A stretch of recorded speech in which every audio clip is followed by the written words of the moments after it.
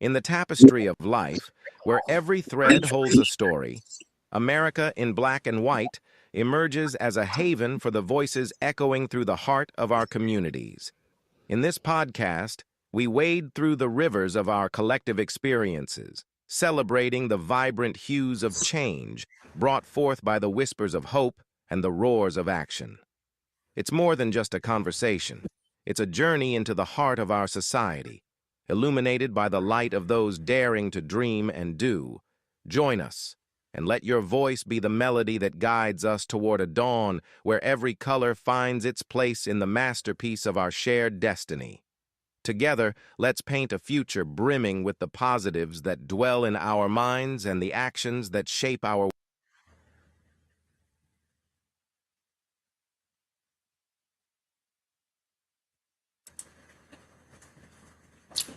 Good evening, ladies and gentlemen, and welcome to another episode of America in Black and White. Before we welcome our extraordinary guest today, we pause, as we always do on America in Black and White, to honor a son or daughter of this nation whose life reminds us that the work of justice is never finished, and that the most powerful thing a person can do is show up. Tonight, we reflect on the life and legacy of D. Ray McKesson, born July 9th, 1985, in the city of Baltimore, Maryland. Born into a city that shaped him, challenged him, and ultimately called him back to serve Baltimore was not just a place on a map for D. Ray. It was the crucible that forged his conscience and the canvas upon which he would one day help paint a vision of what this country would become.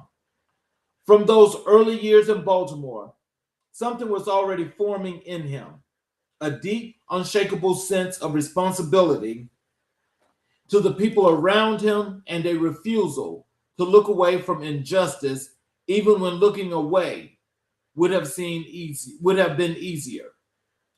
D. Ray McKesson went on to earn a degree in government and legal studies from Bowdoin College in 2007, where he also served as student body president, a role that foreshadowed the kind of community leadership that would define his life's work. From Bowdoin, he stepped into a classroom in East New York, Brooklyn, as a sixth grade math teacher through Teach for America. That classroom, full of young people that the world had already begun to overlook, planted seeds of justice deep within him. He carried those seeds into his subsequent work with the Harlem Children's Zone and into the administrative and talent development roles with Baltimore City Public Schools and Minneapolis Public Schools, where he ultimately rose to serve as Chief of Human Capital for Baltimore City Public Schools, stewarding the talent and workforce strategy for an entire urban school system. These were not just professional milestones, they were years spent learning the architecture of broken systems from the inside and asking every single day how to make them whole. Then in the summer of 2014, the killing of Michael Brown in Ferguson, Missouri, changed everything, not just for D. Ray, but for a generation. He went to Ferguson, he stayed, he live streamed, he organized. He put his body, his voice, and his platform on the line at a moment when silence felt complicit. He was present in Baltimore when Freddie Gray's death ignited his own city. He was live streaming from a protest in Baton Rouge in 2016 when he was arrested, charges that were later dropped. And through all of it, he never stopped building. Alongside Janetta Elzie, Brittany Packett, and Samuel Sengwe, D. Ray co-founded Campaign Zero, a landmark data-driven policy platform designed to end police violence and dismantle mass incarceration with the precision of research and the urgency of love. As the executive director of Campaign Zero, he continues that work today. He is also the author of On the Other Side of Freedom, The Case for Hope, a member that is a memoir that is both it's a personal testimony and political manifesto. And every week he hosts Pod Save the People on Cricket Media, an award-winning podcast that covers justice, identity, and equity with intelligence, warmth, and unrelenting purpose. He holds honorary doctorates from the New School, the Maryland Institute, College of Art, and his beloved Bowdoin College. He has been named one of Fortune magazine's world's greatest leaders, recognized among Time magazine's 30 most influential people on the internet, celebrated by Forbes as one of 21 Black leaders who shaped history, and honored by President Barack Obama himself for his community organizing and advocacy work. What makes D. Ray McKesson's journey so profound and so necessary to reflect on here on this show is that he never chose between the classroom and the front lines. He never chose between policy and protest, between data and emotion, between hope and accountability. He insisted that all of it was possible at once. He represents a generation of Black leaders who understands that education and activism are not opposing forces. They are the same force moving in the same direction toward the same horizon of justice. His life tells us that you can teach sixth grade math in Brooklyn and then march in Ferguson. You can manage human capital for a city school system and then build a national policy platform. You can be strategic and passionate, analytical and on fire. His life is proof that Black organizing is not a detour from the American history. It is one of its most important chapters. And here on American Black and White, we are proud to hold that chapter up to the light. We carry D. Ray's example with us now as we welcome a man who embodies that same spirit of service, scholarship, and sacrifice. A man who has dedicated his life to transforming schools into places of possibility for every single child. Now, let me introduce our outstanding guest today.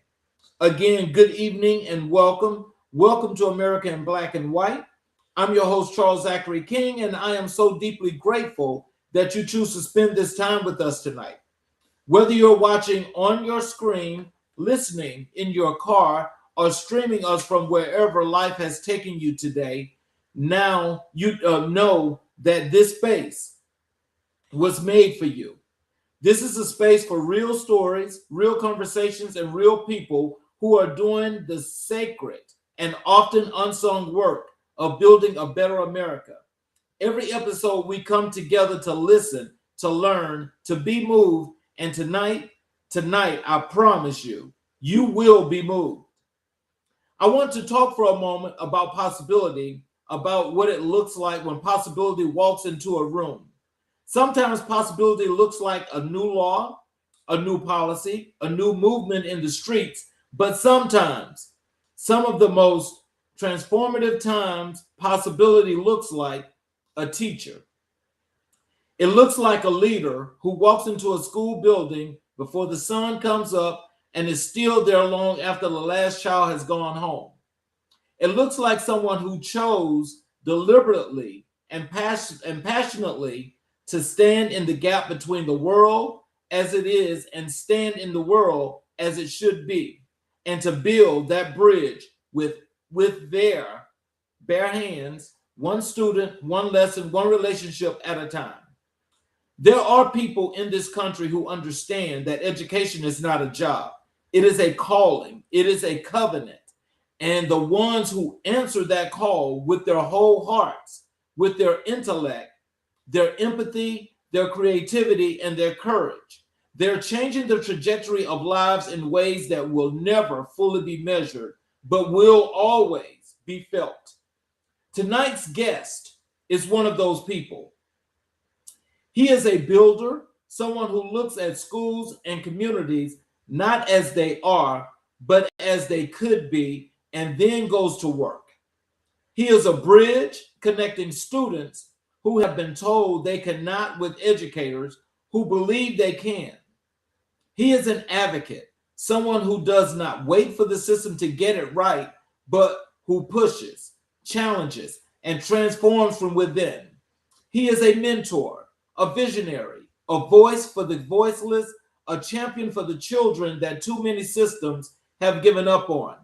And he does all of this not from a place of ego, but from a place of deep, genuine, self giving service. His work in classrooms and communities alike speaks louder than they title. He holds he holds or many credentials he has earned. Though those credentials are remarkable, and we will hear about them tonight, he is the living embodiment of what it means to lead with love. This conversation is going to go deep. We're going to talk about where he came from, what shaped him, what drives him, and what he wants to leave behind. We're going to talk about a special education, not as bureaucratic category, but as a moral commitment to the students who need the most and are too often given the least. We're going to talk about leadership, advocacy, community, and the future of education in this country. And we're going to hear the kind of truth that only comes from someone who has lived it, not studied it from a distance, but been in the rooms, in the classrooms, in the communities, in the trenches, doing the work every single day. This is the kind of conversation that American Black and White was made for. So I'm not going to make you wait any longer. This time has come. It is my absolute honor, my genuine privilege, and my sincere joy to welcome to America in Black and White an educator, a leader, an advocate, a visionary, and a man whose mission is nothing less than the transformation of schools into spaces where every single child knows they are seen, they are valued, and they can succeed. Ladies and gentlemen, please welcome the extraordinary Dr. Samuel L. Bennett to the show. Good afternoon, good evening, good evening, good evening. How you doing Hello, sir. How are you? Welcome back. today? Thank you for having me back. It's a pleasure. Yes, sir. So, is there anything you'd like to say to the audience before we get into the show? Oh man, I just want to say I definitely appreciate the introduction, man. That was pretty extraordinary, and I'm just happy to be here. Happy to be here, and excited to be back again. Yes, sir. Well, so we'll start off, where I like to have the audience again to get the opportunity to get to know who Dr. Bennett is and, the good things about Dr. Bennett before you became Dr. Bennett. So, can you take us all the way back to the beginning of where did you grow up and what do you remember most about the community that raised you? What do I remember most about growing up? Uh, Man, I remember my trials and tribulations the most. Because Mhm. those are what truly shaped me to be who I truly am. And the easiest way for me to sum up the other piece is my favorite way of saying it is I'm from Pittsburgh. I'm from Pittsburgh, Pennsylvania. We have our own identity. We believe in hard work. We believe in hard, honest work. So that's Sam in a nutshell when it comes to his hometown and where he's from. But on the other side of that, um, I have a second home, and I was Mhm. thinking about this earlier this week. Maybe because I was thinking about the podcast and everything, and it just really been on my mind. But I was thinking about where I'm from. I'm born and raised in Pittsburgh, and that truly uh, made me who I am. Mhm. But I spent a lot of time in Virginia. I spent a lot of time in the 757. So the best way for me to say that is Pittsburgh made me who I am, but the 757 area molded me into who I wanted to be. As I think about that, as you say that, and I think about the Steel City because I've been to the Steel City several times. I'm a Steeler man, and I know what that's like being in that city. And so being tough, because you definitely got to be tough. And Right. so to say that, and to take that two-prong answer that you answered, where you were built here but you was molded here, again, that adds more to the dimensions and give you all the tentacles that you have, that basically says this is what you're doing and your give back process. What is it from those two places that you can tell us today is your total foundation for why you are the great example of a leader that you are? Uh, I love both of those cities. A lot of relationships in both of them. Even still have my relationships. Even I was there for a short time when I first left Pittsburgh, but I was in the DMV area. Still have a lot of relationships there. But what I would also say between those cities, what made me today, or what molded me into today, was it. As I grew older and I reflect on my time in both of those cities, one thing that stands out to me the most would be advocacy. Okay. It would be truly advocacy. Um, and that's what I really wanted to dive in deep with within my dissertation is I wanted to really investigate and study, um, you know, a lot of things that are consistently ignored within the minority communities.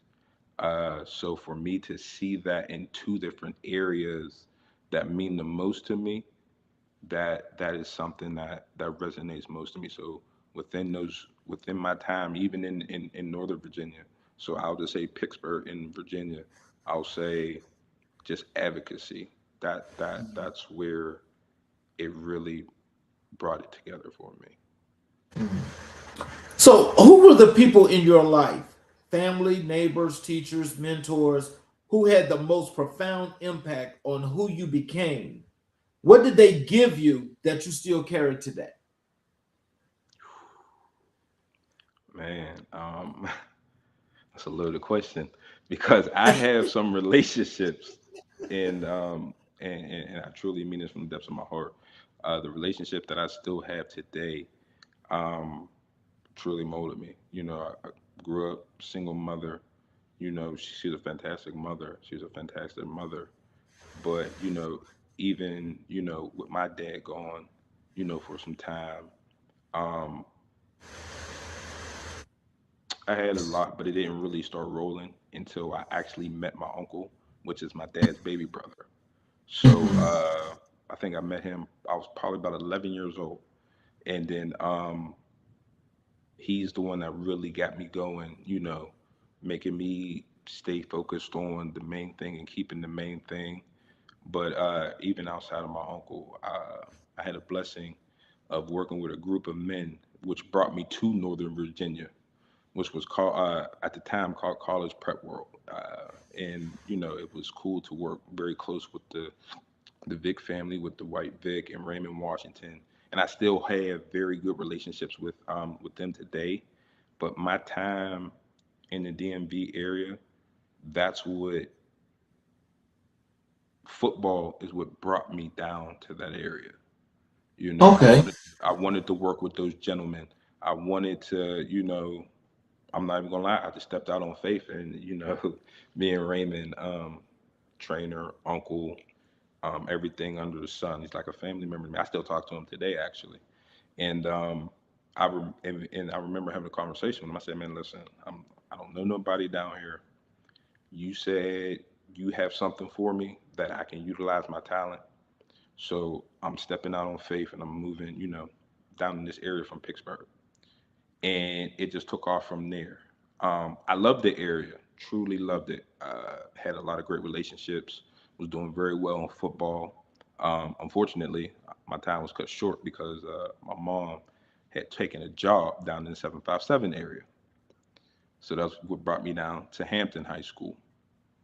And man, I had a time there. And even with me being in the 757 area, um, the team that I was working with in Northern Virginia, they just followed me. And, I would come up north sometimes, come down south sometimes, but they, followed me, still kept me going in the right direction. But when I was down there, I met a lot of great people that I still talk to today. Uh, but one that really hit home for me in the 757 area was my head coach, Coach Jeff Nelson. I think I talked to him maybe about a month or so ago, so we still stay in touch. But what really stuck out to me with him is he seen me as more than just an athlete because the 757 is very rich with athletes. So Yes, it is. he seen me more than an athlete, but what actually, stood out is the help that he lended me and my mom and my little sister, to help us find a home and stuff like that. So I can't play for him in that team. And along that journey from going to school and stuff from there, the relationships molded me. So I'll say within the Virginias, the relationships is what really was most impactful to me, and I still hold those, till today because they're very valuable. They're just not like when I say I just talk to them, I mean I'm not just like text message or a quick phone call. When we talk, and even when we got to do some adjusting and life skills, uh, workouts. If I'm doing something wrong, and we have those type of conversations very frequently. So I'll say the relationships is what it is for me because they still keep me going till this day. And I met all of them. I think when I first moved out of Pittsburgh, I was probably 15, 16 years old.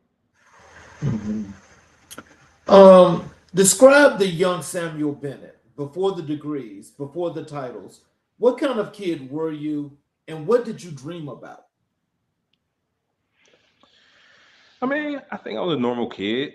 I mean, I went outside, rode my bike, played sports, of course. I tell people all the time, yes, I did have, the opportunity to go and play, football and everything like that. But the sport that I ultimately fell in love with first was baseball.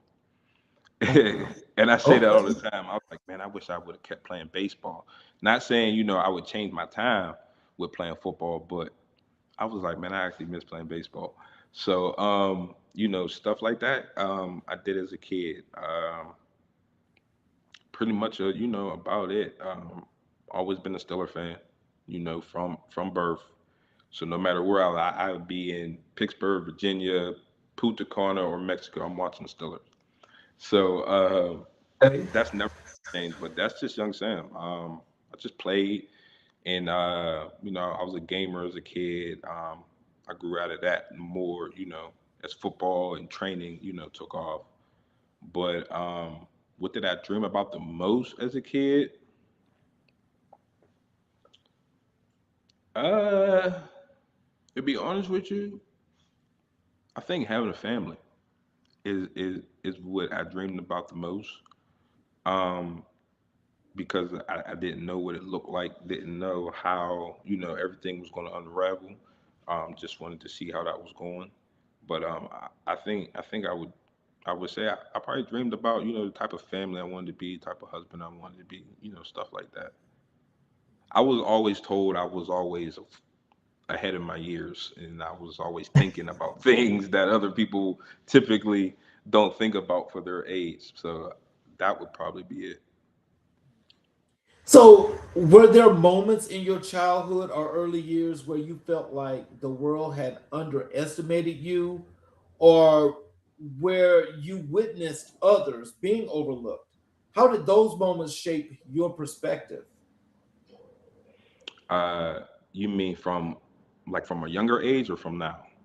Younger age. So from a younger age, Uh, I didn't like it. Uh, I didn't like it. I'm a big advocate for people, but I'm a very selfless person. So I'll tell you, like, hey, you did that person wrong, or you overlooked that person. That was a good candidate. You should have, tried it a Mhm. different way. Um, but within myself, um, I do the same thing. Just how it's done, how it's approaching. Just advocate when it needs to be done, and attack it the right way. So, what was your relationship like with school as a student? Were there teachers or administrators who saw something in you that you didn't see in yourself? Yeah, yeah. So once again, when I moved down to the 757, I had a principal. His name was Doctor. Well, now it's Doctor John Billy, but at the time, I think he was just working on a doctorate. Um, we used to have a lot of good conversations. We had a lot of good conversations, and one that I remember most vividly, um, I had a lot of good ones with him, but with my 12th grade English teacher, she had told me one time, Miss Ryan, she had told me, she said, Sammy, if you get your head out of your butt, you'll be a very good writer. She told me that all the time. She was like, if you really got your head out of your butt, you would be a good writer. And I remember that still to this day because it carried me through college. So I always wanted to be motivated to become a better writer. Um, just because I'm a very competitive person. So if you tell me I need to get better at something, I'm jumping on it right then and there. But if you also tell me that I can't do something, that lights a different fuel in me. So that's why I say, I mean, I'm a Pittsburgher. Don't tell me I can't do something that I know for a fact that I can do. I know situations and opportunities are different, but I pride myself on being a thinker. So, talk to us about a defining moment, a crossroads, a challenge, a turning point that redirected the course of your life. Tell us what happened and how did it change you? Oh man, my senior year undergrad football game on Saturday. I think we're probably the third or fourth game into the season. I completely break my forearm. Oh, So yeah, I have two plates and 12 screws in my arm, but that that was probably one of the lowest points of my life, and I learned so much about life and people in that moment because I seen a lot of people turn their backs on me when I broke my arm. Uh, but it brought me so much closer to the ones that I needed to be around, and I still have those relationships still to this day. But me breaking my arm was a complete eye opener.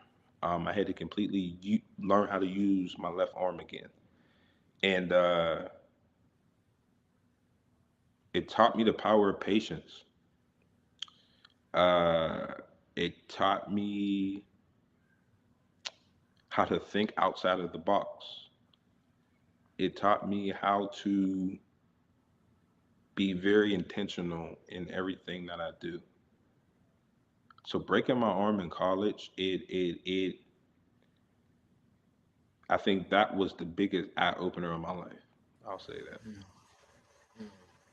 so what role did faith, spirituality, or your sense of higher purpose play in your upbringing and in the choices you have made as an adult? Can you say that one more time? I'm sorry. What role did faith, spirituality, or your sense of higher purpose play in your upbringing and in the choices you have made as an adult? I think my upbringing, I definitely grew up in the inner city of Pittsburgh. Definitely was the farthest thing from rich. My mom did, everything that she could possibly do as a parent. Um, but I just didn't know in Pittsburgh. I'm just being honest with you. I didn't know what I wanted to do. I didn't know what my purpose was. I didn't know you. I just did not know. So when I went to Virginia, that was a big step for me because it completely changed my life. So that's where I say I stepped out on faith there because I was comfortable in Pittsburgh. And it wasn't, I moved to Virginia, didn't like it, moved to Pittsburgh, and I had to, like, I was that person. I couldn't stay away. But it was the best decision for me. But when I went down to Virginia, that's where I found my calling. That's when I found my purpose, in life. So through those relationships that we previously were speaking of, they were the ones who helped construct me and put me together into who I am today. And sometimes I laugh. I'm like, I wouldn't have thought about this a million years ago, but this is where God needed me to be. I feel like this is my calling. Um, I'm good at it, and I really enjoy people and their development. Let's move over to the classroom, and let's talk a little bit about your work as an educator. Can you tell us when and how did you know that education was your calling? Was there a specific moment when something clicked and you understood that this was your path? How did that work? Uh, I didn't really know at the time, to be honest with you. I think I got into education and teaching just so I can coach. You want me to be honest with you? So that was there. So I didn't really know. But when I got in and I started working in the special education department, that's when I was like, this is my calling. This is where I like to be. Um, and that's what solidified like this is this is what I want to do. And as I progressed through my time and being in different settings, different states, and seeing the how everything was so like it varied. Everything was just different in so many different ways. But one thing that stood out to most was yes, the leaves may be different, but the cores were the same. There still were the same problem, no matter where I was. So that's when I was like, you know what? This is what I'm going to do. I'm going to advocate for people and their development within education, whether if it's on the academic side or if it's on the athletic side. But at the end of the day, the whole purpose is for them to be developed and for them to be impactful within the community. When I think about your resilience, because, I think you have to go through something in order to get somewhere. And I think you embody more than that, especially when it comes to the challenges of first getting into education. Can you tell us how did you manage to bring that together, in order to become such a great classroom leader and have your students to fall under your tutelage and be so great? I just like to lead authentically. I kind of, to be honest with you, sometimes I forget I have my doctorate degree. Yeah, I kind of, not kind of, I do. I lead with my heart, with everything. That's just the person that I am. So, for everyone, I don't want to say fall in line, but I feel like that's the main reason why they gravitate toward me because I'm genuine in everything that I do. Um, and when I work with an individual or a family or a student, um, the only the only gain I get from that is seeing them grow or to achieve what they like to accomplish. So I like to bring it together that way. I like people to see me for who I am and not for how the world tries to portray me. So the best way for me to do that is to lead authentically, but also just to lead from my heart. So take us into your first classroom. What was that experience like? The reality of it, the challenges, the surprises, the moments that confirmed you were exactly where you were supposed to be. My first classroom was rough. I ain't even gonna lie to you. Listen. Listen.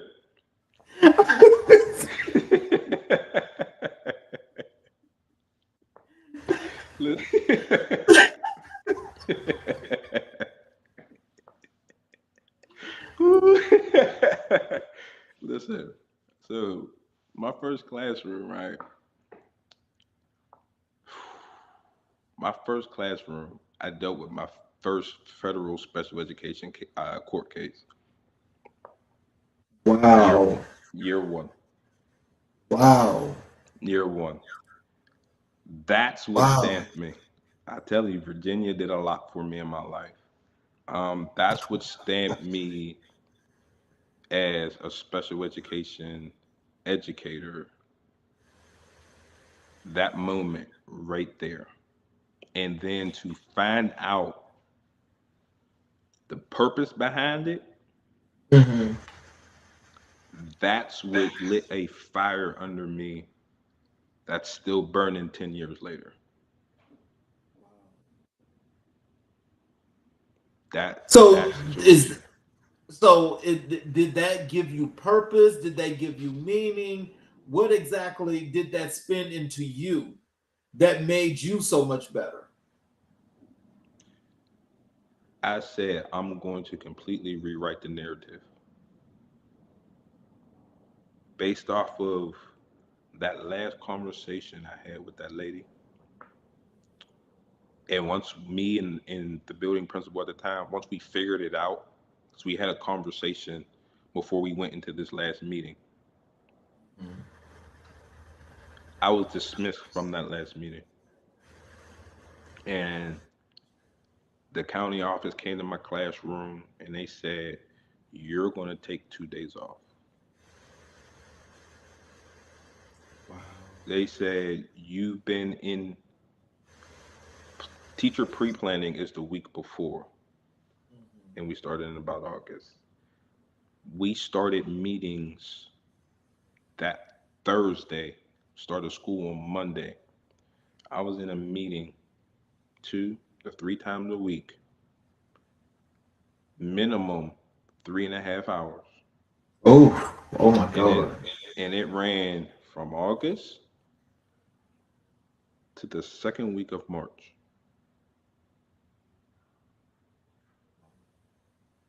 Ooh, did that take a toll on you? It destroyed me. It destroyed me.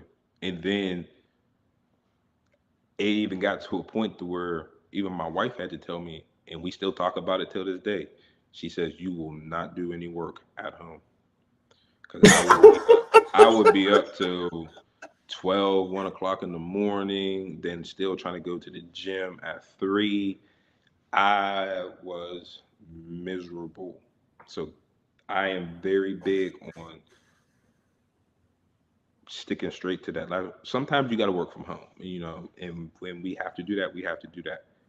But that 12, 1 o'clock stuff, no, because that situation that I went through there, it didn't just give me purpose. It told, I said, I'm going to completely rewrite this narrative and I'm going as far as I can possibly go. And I said, then no one's going to stop me. I'm going to get there no matter what I got to do to get it, but I'm going to get it. So you chose special education as your professional foundation, a deliberate choice to serve students who are most often overlooked by the system. Tell us about that choice. What drew you to special education specifically? I had a situation where I had came down to Virginia from Pittsburgh to see my mom. She was teaching medical assisting at the time, and she had a student that I just gravitated to. And once I really sat down with that student, and I went to work with her a couple times. So I would sit down with that student and I said, okay, I figured it out. That's where I said, okay, I, okay, I like this. Like, let's see, where I can go with this. And then as I grew older, I have a cousin, um, God rest his soul, he was autistic. Um, that that's where his death was like, okay. This is where, I really, really, really need to be. And then that situation, my first year, that's what completely changed me. Like that's when I said, this is what I'm going to do. So, what do you believe are the most dangerous misconceptions that the general public and even a lot of educators hold about students with disabilities and diverse learning needs? They think that they cannot learn and they think they are not smart. Now, I call that an oxymoron. How can Mhm. you be a teacher and or an instructor and make that kind of statement? Because I'll sit here and I've dealt with situations where people be like, oh, that student can't learn. Oh, that student can't learn. Oh, that student can't learn. No, the student can learn. You just got to understand how they learn. So, and that takes a lot of, meetings, practice. That's a whole separate conversation. But they can learn. It may not be traditionally, but they can learn. And there's different ways and different strategies to evaluate that and to still get to the same end goal. There's a lot of ways. And when I say, yeah, they can learn. They can learn. And when I say they are smart, once you really understand a student with special needs, and you know how they communicate, you know how they talk, things of that sort, they're very smart. They just can't articulate it the same way. So it comes off as if everyone's like, oh, they can't learn because the verbiage might be the same or, the lesson might look different.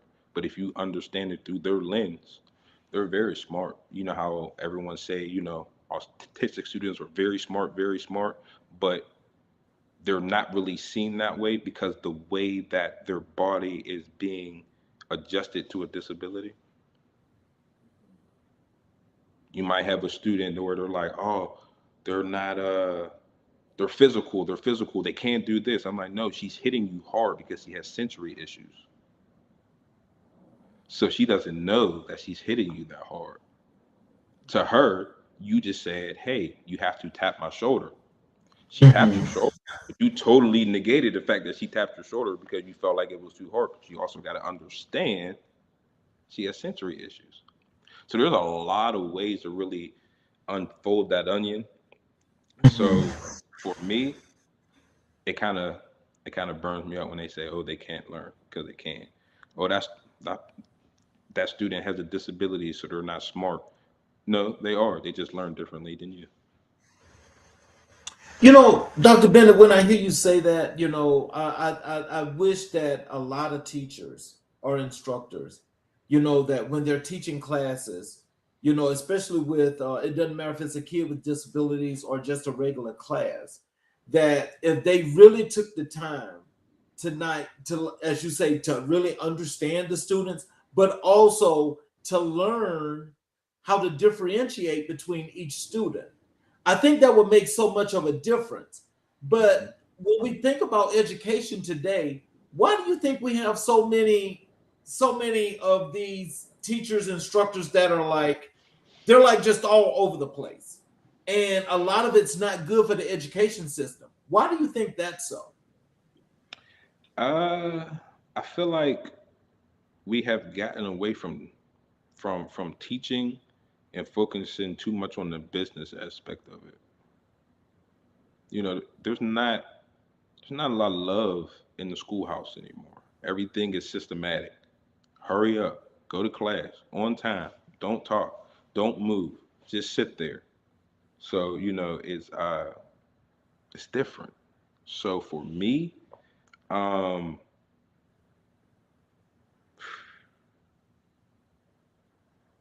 the way that people view school is just different now. So everybody is, when I say it has turned into a business, it has turned into a true legit business that where everybody is out for self, but forgetting that we're all here for the main purpose, which is Right. not for the kids, which is not for a title, which is not for salary. It's for the kids. But on the other side of things, the way that education is going right now, it's not good. And you could see it in every building. Like If 10 people are saying the same thing, it has to be true. So who's going to be the person that really investigate the truth? What's really going on? Who's taking the time to even see what's going on in their building? Because as a business, as long as you're checking off all the boxes, who cares about everything and everybody else? Mm. That point is taken because I think that's like an obvious thing. Yeah, so like now it's not about the love, it's about a number. It's not about the love, it's about the number. And now the kids are seeing it. And kids are going to be kids. So as long as kids are being kids and they don't have clear routines, clear structures, and it's being scaffolded the same way for them to learn it, adjust to it, then it's the same. But also, I'll say the generation is just different That's because true too. now you don't have parents as partners anymore, and we need that. We don't have parents as partners anymore. So I remember me as a kid. You say, "Hey, I'm gonna call your mom." I tighten up. I You could tell know you, better. I know better. I got a couple. I could tell you a couple stories where they're like, "Yo, I'm gonna call your mom." No, like, I'll call her for you. But you have that things going on in the generation, and I don't even blame that piece on the schoolhouse. I blame that as just the generation of at home because if you treat your parent a certain way, you don't care how you treat anybody else within the world. That's just the truth. So now we have that going on, and we also have within this generation, we also have younger teachers.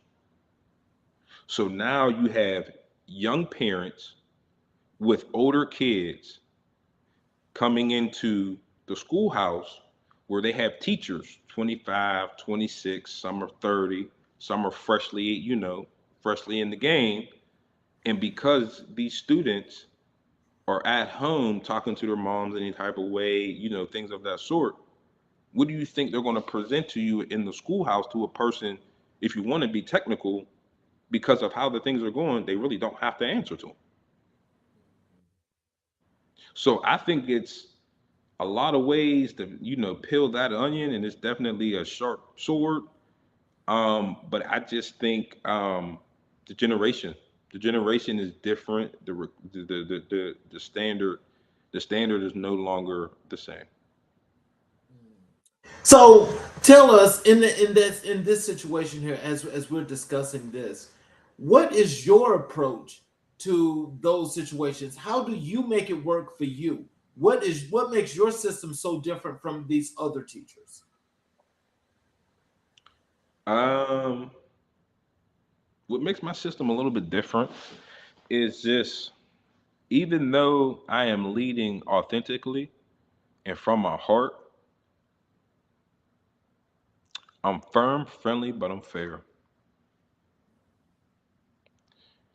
We're going to laugh, we're going to joke, we're going to talk about sports, we're going to handle our business, and we're going to get the work done. But at the end of the day, this is the line in the sand. We can laugh, we could joke, but this is it. And because on the other side of that, I lead the way that I do, it's respected. Because the Wow. same way I'm setting the standard of this is my requirement on how we're going to approach each other, how we're going to speak to each other, and how this, as I say, business relationship in the schoolhouse is going to go. I'm going to reciprocate the same thing for you. So the same way I come to you in the morning and say good morning, I'm going to get one in return. I shake all my students' hands like a firm handshake. How you doing? And I have a few gentlemen that I see every day. I teach them, and they want to, oh, Dr. Bennett. I'm like, no, no, no, no, no, no, no. How are you doing? Good morning. And they're like, hey, how are you doing? Good morning. And we have a good conversation. And we properly introduce ourselves. So I think that's what brings it all together is the same things that I am requiring. I'm also distributing. So tell us about a student who changed you, a child whose story, whose resilience, whose breakthrough taught you something about this work and about yourself that you could not have learned any other way.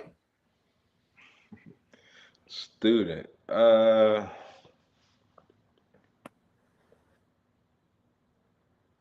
You want to know what's funny? I have a Mm, student, and she wrote me a note one day in class, and she just poured out her heart, how much she respects me, how much she appreciates how I always ask her how she's doing because she said she never told me the truth.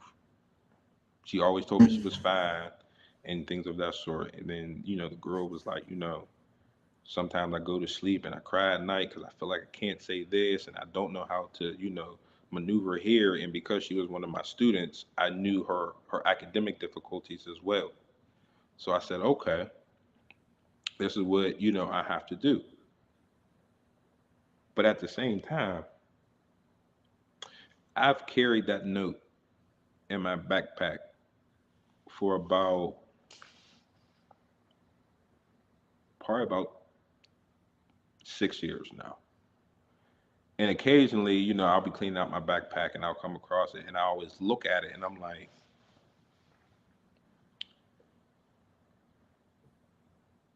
the advocacy. Just imagine struggling in the classroom, struggling at home, have so much to say and don't know how to say it, don't know how to take it from the head to the mouth or either from the head to the mouth to the paper. Just imagine having to deal with those struggles in our world. Just imagine that.